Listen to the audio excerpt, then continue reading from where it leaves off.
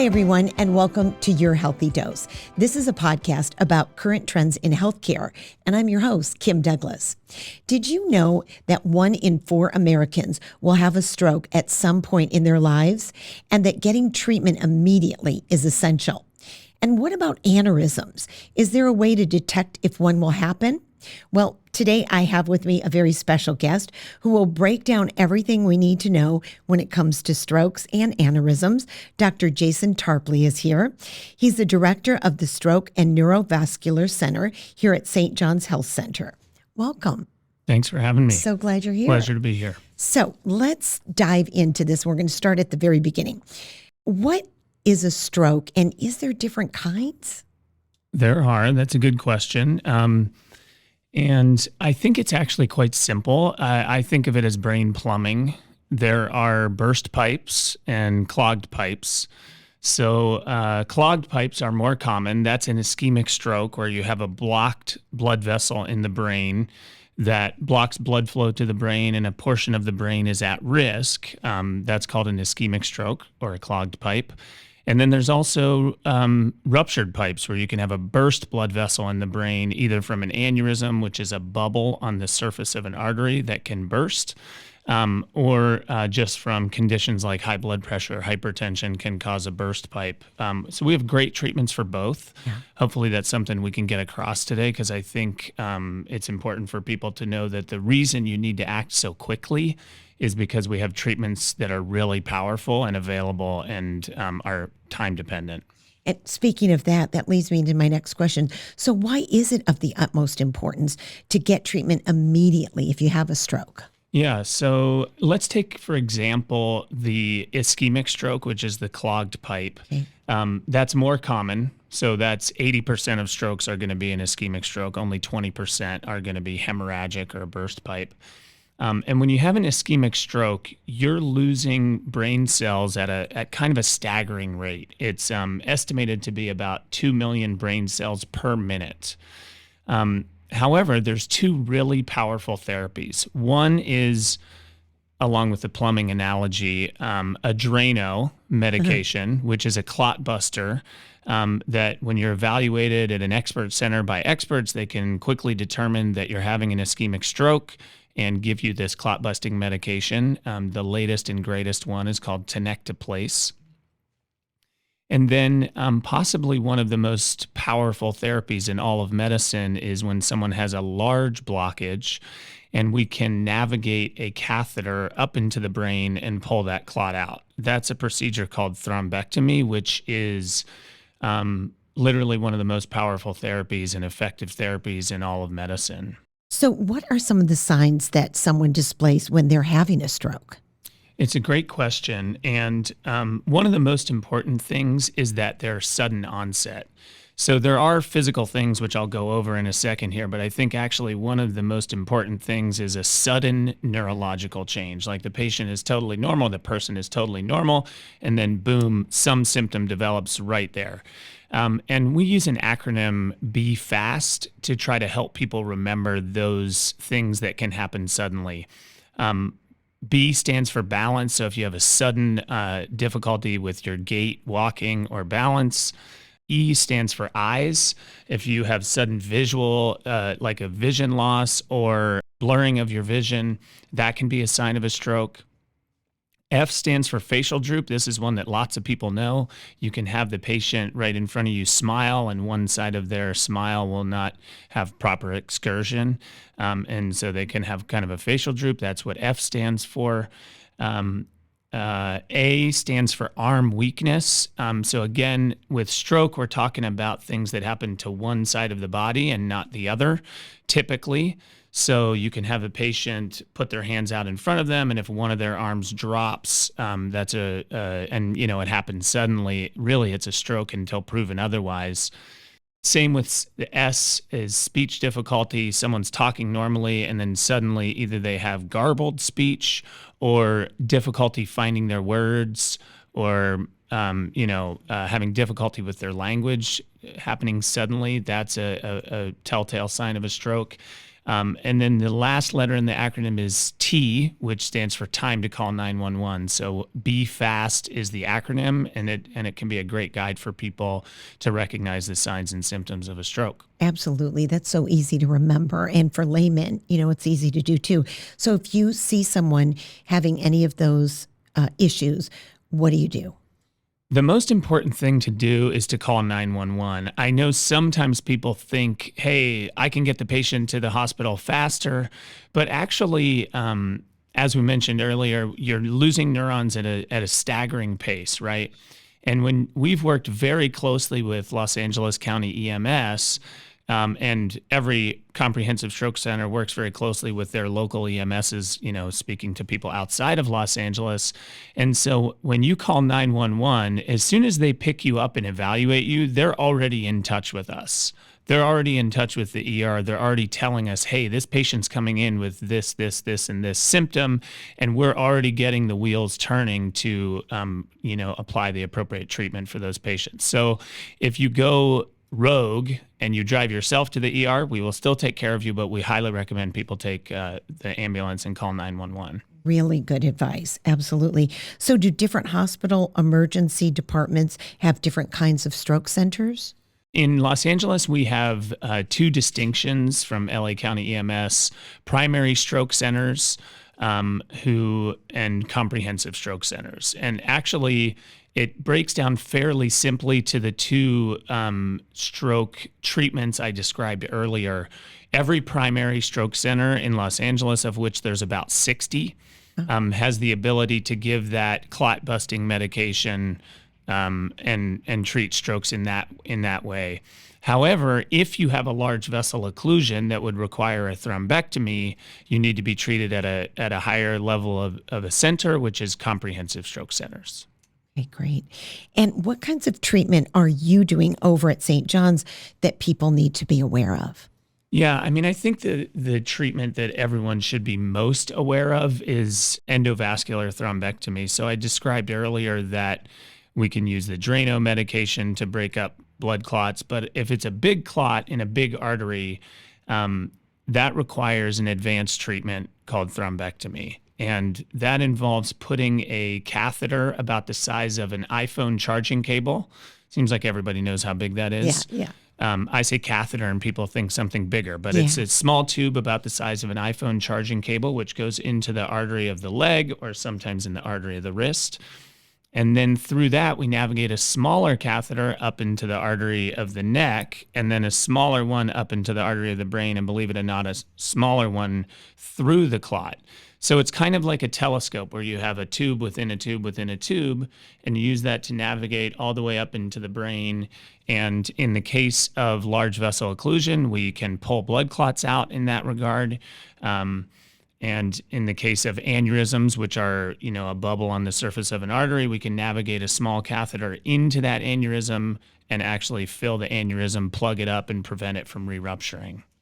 Wow. So what is advanced perfusion imaging then? Okay, so when someone has a stroke, they come in and they get a very standardized, very expedited workup, which would include a non-contrast head CT. So that's a CT scan that looks at their brain and just tells you quickly, is this a bleeding kind of stroke, a burst pipe, or a clogged pipe? And then they get two other scans. One is a CT angiogram, which takes a look at the blood vessels. And advanced perfusion imaging is really, I think of it as a what's called an LVO detector. LVO is LVO, or large vessel occlusion. You can also have medium vessel occlusions. And so those occlusions are really well picked up by CT perfusion. So advanced perfusion imaging is really useful at sort of detecting, hey, is this someone who may benefit from a thrombectomy? And so I think that's a decent way for your listeners to understand that. And very valuable if anybody is going through a stroke. So what's the recovery process like for someone who has a stroke? That's a good question. It can be variable. for example, I had a patient that came in on Friday night who, it's kind of a dramatic story. He was he had vertigo. He had had balance problems for a couple of weeks. And so he probably had a small stroke, but he didn't know it. He was only 45 years old. And so his doctor had prescribed some vertigo medication. His wife had gone out to pick up the vertigo medication, and she called him to check in on him. I think she needed his insurance number or something, and he didn't answer the phone. So she kept calling, eventually called the neighbor and said, "Hey, can you check in on him? He's not answering his phone." The neighbor knocked on the door. The neighbor actually said, "Do you want me to stop doing my nails?" I was in the middle of doing my nails. So she said, "Yes, please." So she knocked on the door, and he was on the ground, and his 2-year-old let the lady in, let the neighbor in, and he was on the ground completely obtunded. And actually, in his case, he had a blockage of the basilar artery, which is probably the most important artery that goes to the brain, and he was paralyzed in 3 of his 4 limbs, right? But remember, he was just well 15 minutes earlier. And so she called 911. He came immediately to the hospital, and he went through this imaging protocol I described. He had a non-contrast head CT, a CT angiogram, and a CT perfusion. And when he got those studies, we identified a basilar artery occlusion, which is an occlusion of the major artery that goes to the base of the brain and is like basically the most important artery, sort of the artery that makes life worth living, right? There was a famous book called The Diving Bell and the Butterfly, written by a guy who had suffered a basilar artery occlusion, and he was paralyzed basically from the eyelids down. This is a long way of answering your question, but I'm coming back to it, I promise. So, in his case, he was identified so rapidly. He got on our table. He had to be intubated because he wasn't breathing for himself. And we pulled the clot out. And like literally within an hour, he woke up completely and was like normal. And even we took the tube out. limbs. His strength is improved, and he actually was discharged from the hospital 2 days later and is like walking his kid around the block, the 2-year-old that let the lady in.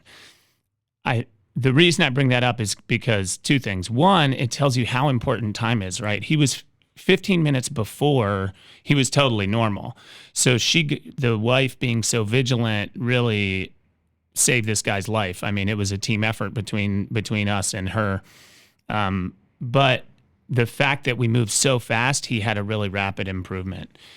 Your question was, how long, what do you do? How long do people take to recover?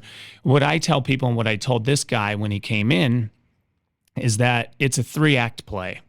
The first act of the play is the most important thing, the most important act, and it's get the freaking vessel open as quickly and completely as you can. Right? As quickly and completely as you can. So we do a lot of things with our techniques to try to get that clot out all in one piece, so there's not multiple fragments there, and as quickly as we possibly can. If you can do that, that gives the patient their best chance for recovery. That's Act 1. Act 2 is figuring out what caused the stroke so that we can prevent future strokes. But Act 3 quickly becomes the most important act once you're done with Act 1. And Act 3 is rehab. So anytime someone comes to our center or any great comprehensive stroke center, they will be seen by the holy triumvirate of rehab therapies, which is speech and language pathology, physical therapy, and occupational therapy. And those services will basically serve to help rehab this patient back to where they were before, or hopefully nearly where they were before. The typical time frame for recovery is 90 days until someone really maximizes their recovery. The case I just told you about, I spoke with the patient just before I came here, and he's, a miracle back to normal. But that's a little faster than most. Wow, that is a great story and something really important for us to really keep in our. And you said he was 45 only? Yeah, he was 45. So his, when you're 45, it's a little bit young, obviously, yes, to have a stroke. And the most common cause of stroke in the young is what caused his stroke, where he actually had a tear in the artery. So it's kind of a fluky kind of accident. It's called a dissection. And that serves as a nidus for clot formation. And then that clot ended up going up into his brain and causing a stroke. So in retrospect for his story, he probably had a small stroke a week or two earlier when that was giving him his vertigo. And then he had a bigger clot break off and block that basilar artery. Well, let's move into what happens when someone has an aneurysm and how you treat that. Sure. So, as I said a couple times, an aneurysm is like a bubble on the surface of the artery in the brain. I mean, you can have aneurysms anywhere in your body, but I treat the ones in the brain. And in fact, a lot of people are walking around with one. And I don't say that to scare people, but it's estimated that probably, if you look at the Brain Aneurysm Foundation data, there's probably 2% of the population has an unruptured aneurysm. And they're usually not big enough to cause any problems, so you wouldn't really know that you had one. And in general, they don't push on anything and cause problems.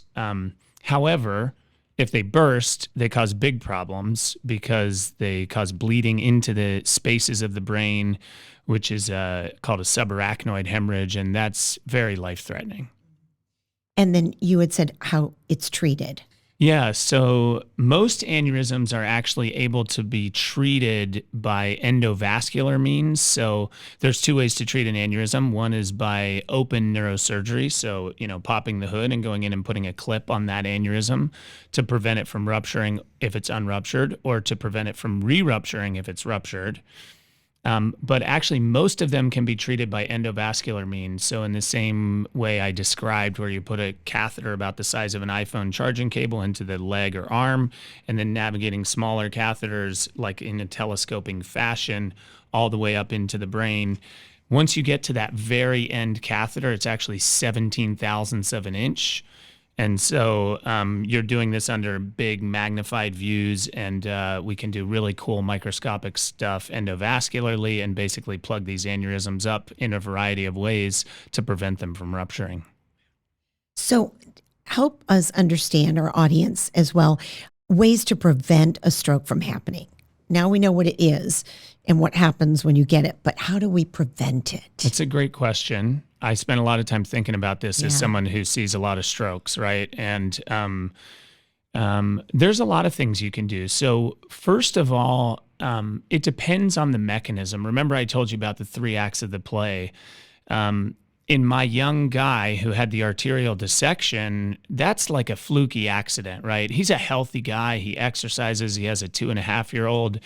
And so in that case, it's just an accident that really was non-preventable, but there's lots of preventable causes of stroke. And so if you have diabetes, making sure that you get your hemoglobin A1C down. So I actually talk to people about making sure they know that number. Like if you have diabetes, you should know what your hemoglobin A1C is, and you should try to target below 6.5.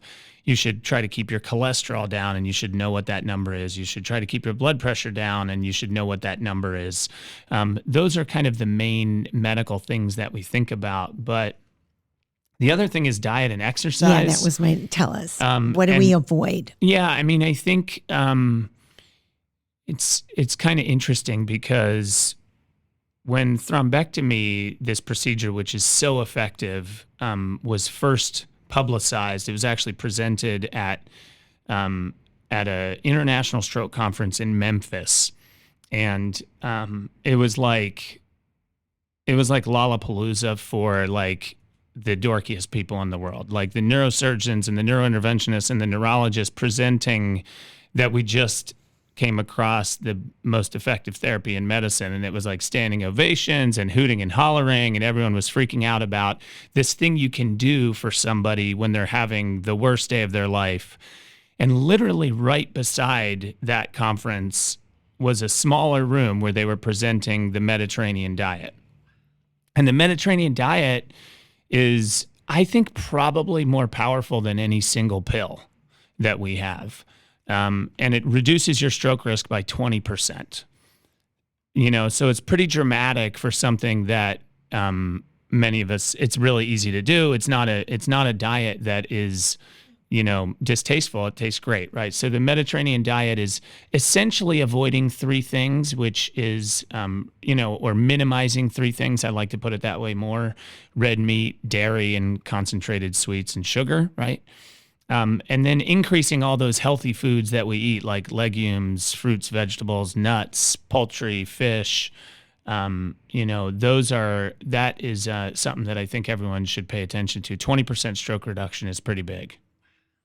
I mean, those things that you just said, forgive the pun, but it's not brain surgery. I mean, we hear that all the time, but it just seems like we're looking for this secret bullet or something. Yeah, and I think that was the thing that struck me when it was presented right beside thrombectomy. All of us got so excited about thrombectomy, but we also have the ability to prevent strokes, and it hasn't gotten as much attention as it should, but it's powerful. Yeah. And what about exercise? You look like you do a lot of exercise. How does that help us prevent a stroke? Yeah, I mean, this has been studied a lot. I think it's kind of funny, like how much is enough and how much is, is there too much? I will say that studies have shown that really there's no amount that is too much. And I exercise a lot, but what I tell my patients is really pick something you're gonna do, and you're gonna act. Like if you just had a stroke and you never exercised before in your life, and you're 70-year-old, probably you're not gonna hit the weight room every day now, right? So pick something that is gonna be something you're gonna actually enjoy doing.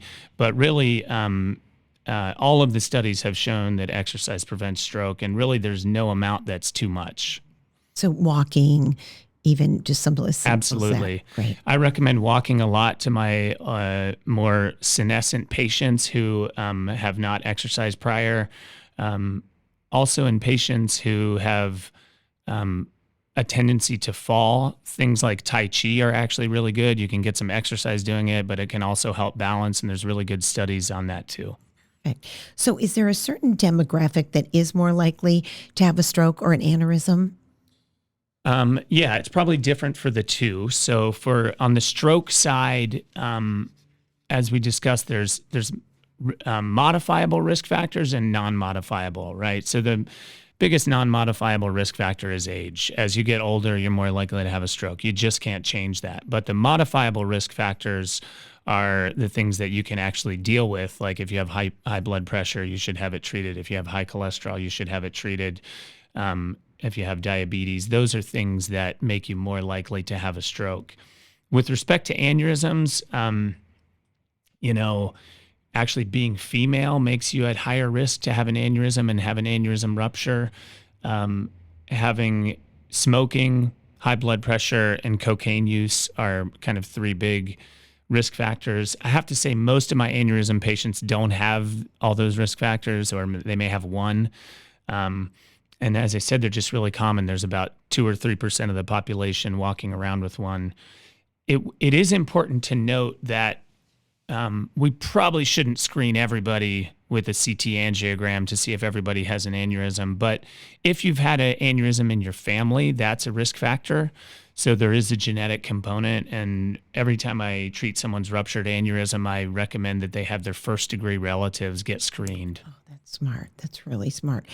What does the future look like for strokes and aneurysms? It's pretty amazing, I have to say. It's a great time as a stroke doctor to be alive, because especially endovascular therapy is just pushing the boundaries. I mean, it's a field that is, first of all, it's entirely based on solid, sound scientific research.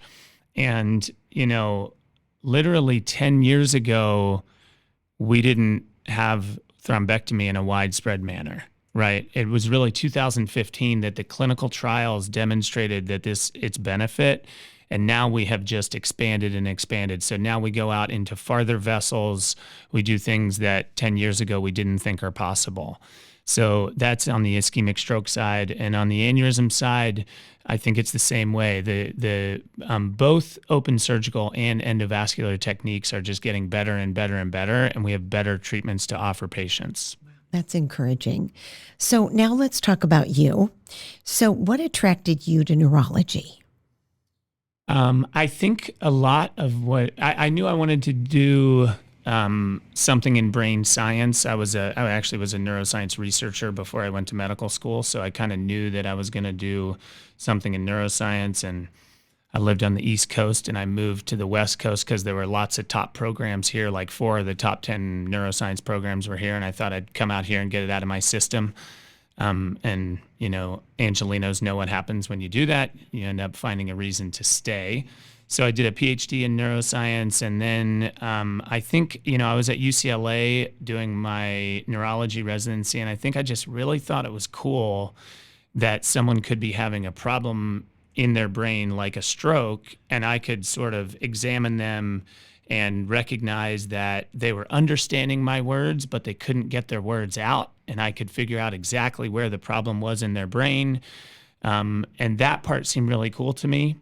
And then I was just kind of around at the right time where thrombectomy came along, and you could see that person who couldn't get their words out, and you could pull a clot out, and then right in front of you, they would start talking again.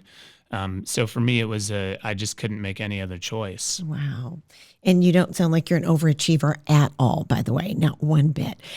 So to close the show, if there was just one thing, Doctor, that you wanted our viewers to take away from today's discussion, what would that be?